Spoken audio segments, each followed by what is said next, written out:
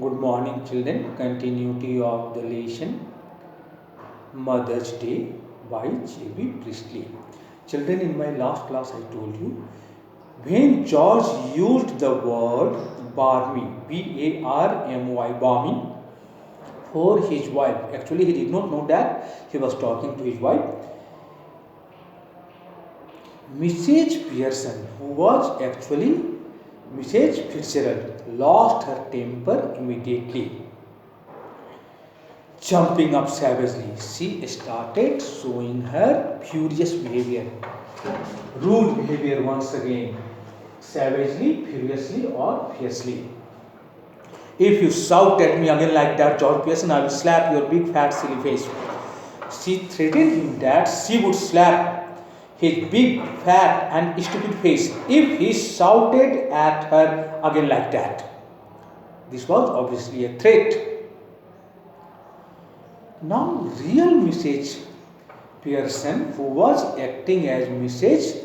Fitzgerald was present there. She did not like moaning. To moan means to make a low sound because you are in pain or are sad. To make a low sound because you are in pain or are sad. Mrs. Fitzgerald, real Mrs. Pearson, she was present there. Oh, no, please. She started moaning, complaining in a moaning voice. Oh, no, please. She was requesting Mrs. Fitzgerald not to show that type of rude behavior towards her husband. Mrs. Pearson sits, Mrs. Pearson sat. George staring at her bewildered. Now George was very much confused. He had found Mrs. Fitzgerald using the word Mrs. Fitzgerald for herself. He was still under the effect of the spell.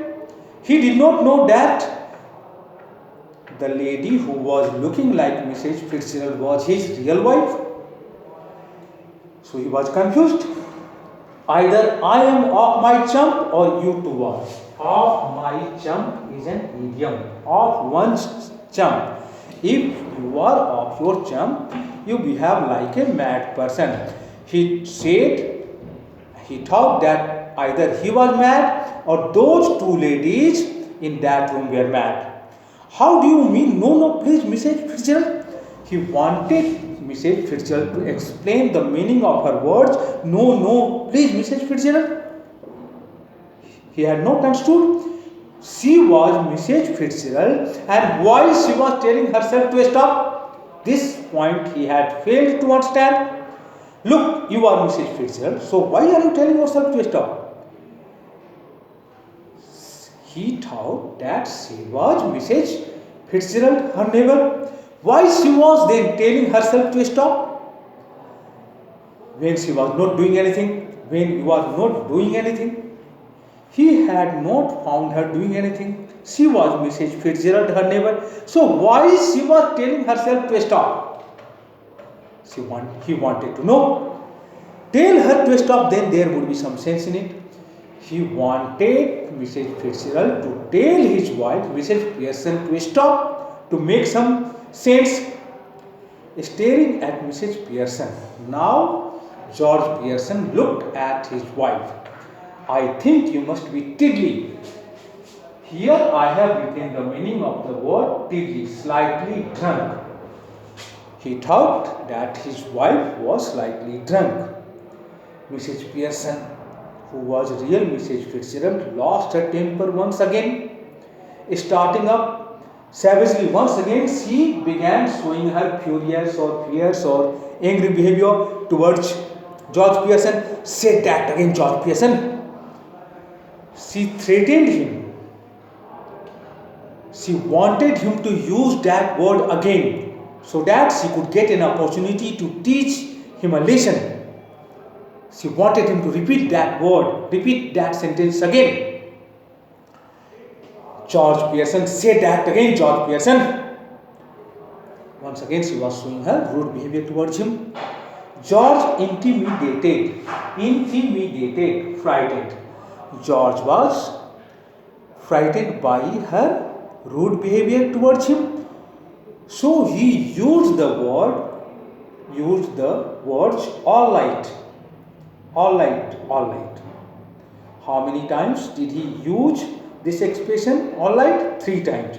To pacify her, to calm her down. Doris enters left slowly.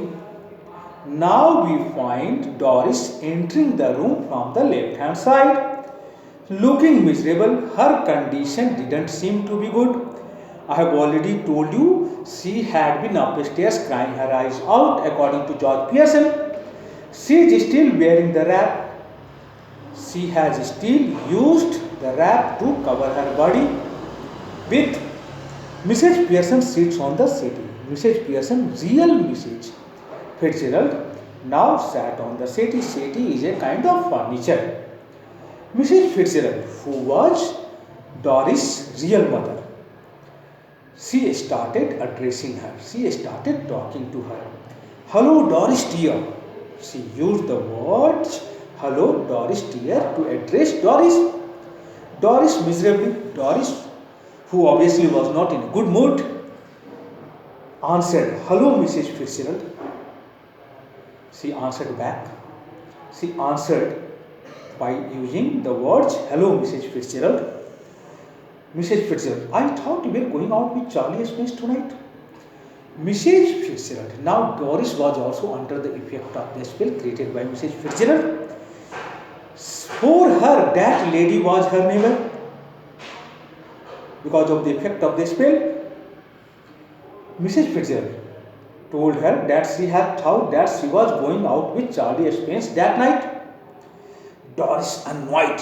Doris lost her temper. Doris was upset. Doris was irritated by these words of that lady who happened to be one of her neighbors.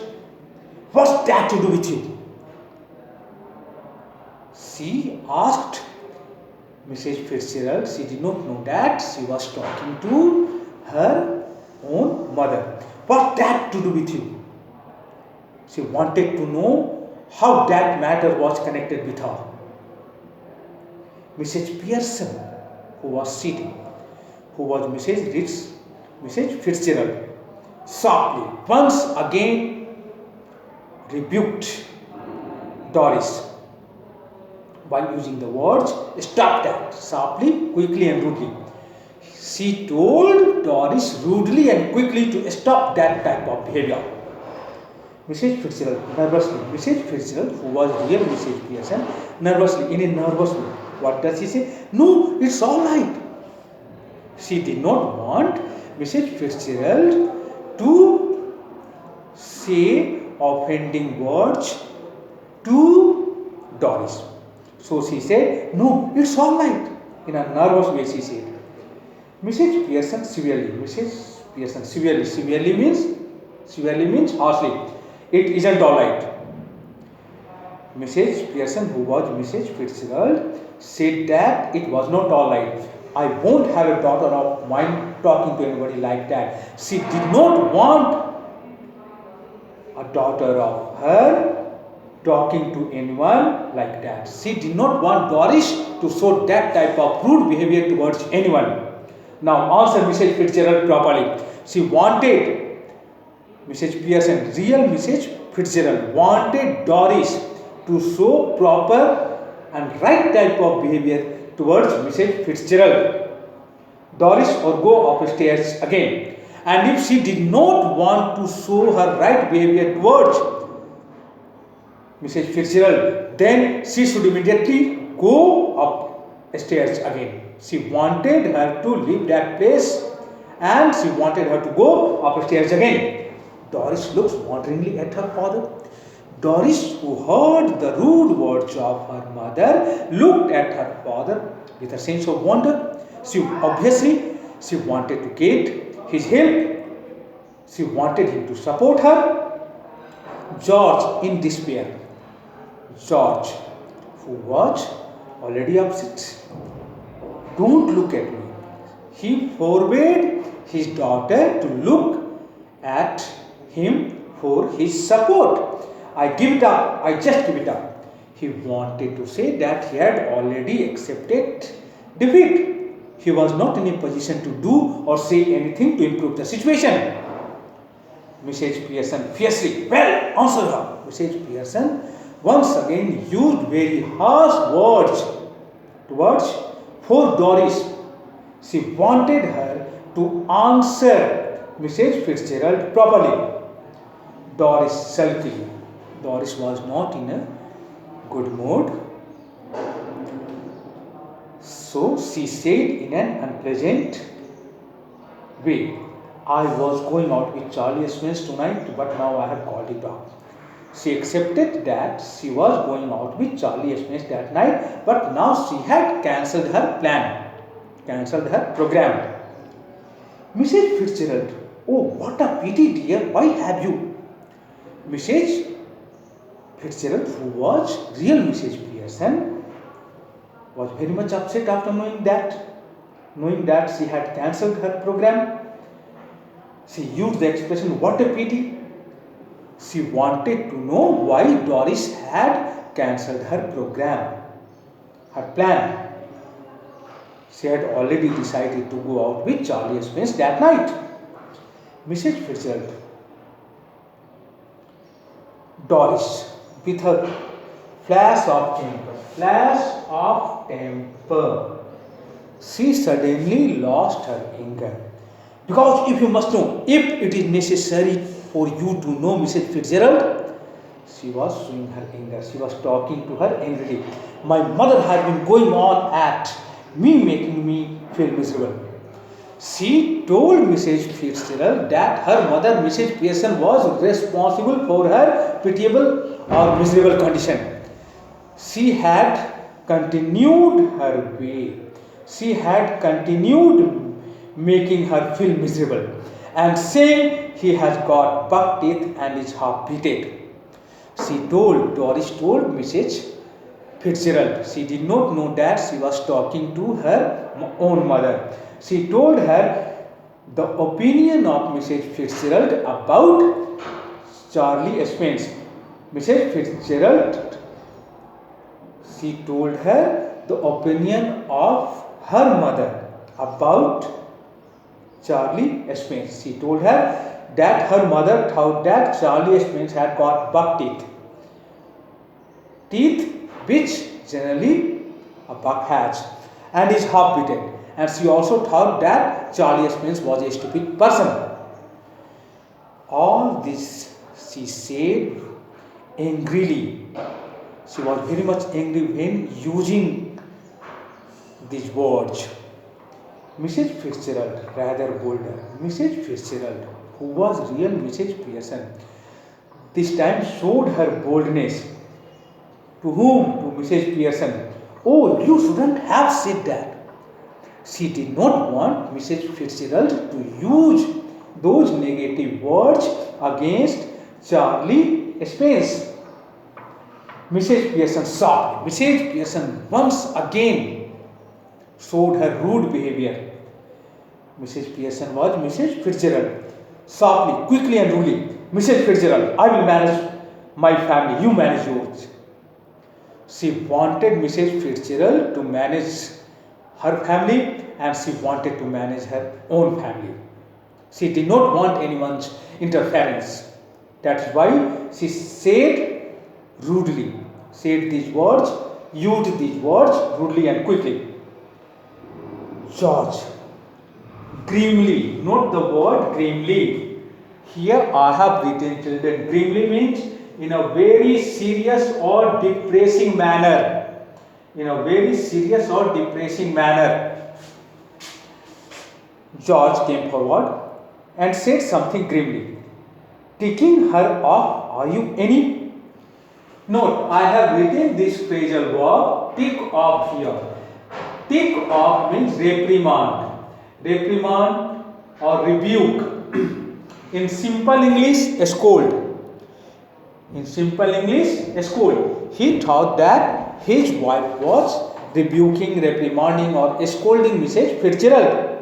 Any is the word which George used to address his wife, Mrs. Pearson. Mrs. Pearson even more grimly. Now Mrs. Pearson, who was real Mrs. Fitzgerald, showed her voice to be or spoke more grimly, more seriously than George Pearson. They are waiting for you at the club, George. Once again, she is using her sarcastic way to taunt. She wanted George to go to the club because people were waiting at the club for him to make fun of him.